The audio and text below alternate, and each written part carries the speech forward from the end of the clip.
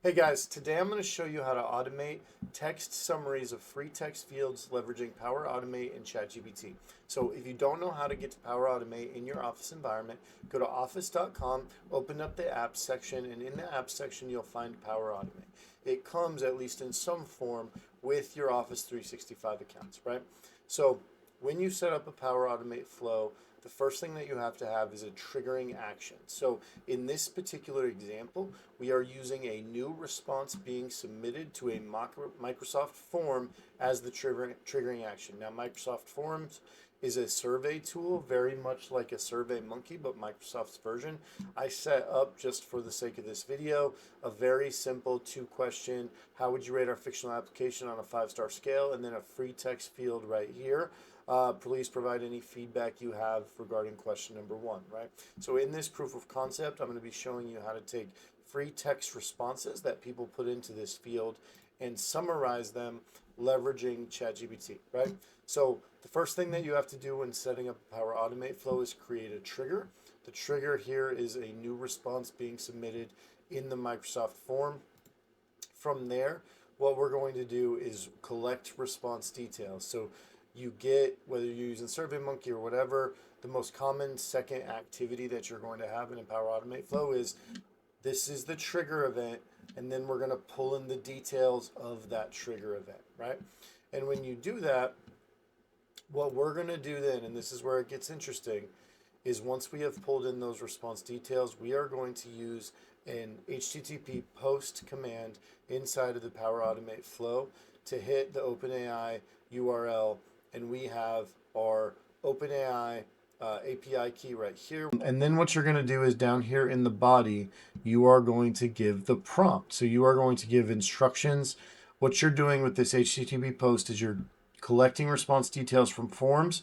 You're taking those response details, you're hitting your OpenAI API, and you're giving it directions on what to do with the response details that you got from your form. So in this context, we are saying you are a helpful assistant that summarizes customer feedback and classifies its tone as positive, neutral, or negative, and whether their feedback was about product, feature, service, or other. And then down here, we pass as a variable the specific attributes of the feedback. So the response details right here. So we say feedback about response details, provide a concise and direct 1-sentence summary, including tone and topic in JSON format with keys, summary, tone, and topic, right? So we are instructing it to classify it as positive, neutral, or negative, to classify what it's about. Is it about a product, feature, service, or other? And to provide a 1-sentence summary with the tone and topic. And we instruct it to return all of this in a JSON format, right? So this is how you give it directions. Now, some people watching this will be like, okay, cool, I hear you, I see everything on your screen. I have no idea how to do this HTTP action which you're talking about. Okay, that's cool. If you don't know how to do it, you can call us, we'll help you do it. But the alternative to that is you could just use ChatGPT to tell you how to set it up, right? That's what I would do. You can use ChatGPT to instruct you on how exactly to set up this command to get it to work the way that you need to, right? From there, you're going to pass the JSON that you had an output of your API call in the last step, and you're going to pass that JSON on to a parse JSON action. And then you're going to do, once you've parsed out that JSON, you've actually parsed out the data flow that you have, and then you have to take a specific action with it. In our case, what we do is we have it post those data values into a SharePoint site, and then from there, we have the SharePoint site trigger an email being sent. I set this condition in here just for you to see the way that you set up a condition. So in this instance, we set up a condition that says if the body or classification, so remember, if we go back to our directions to ChatGPT, we said that we wanted to classify it as either about a product, feature, service, or other.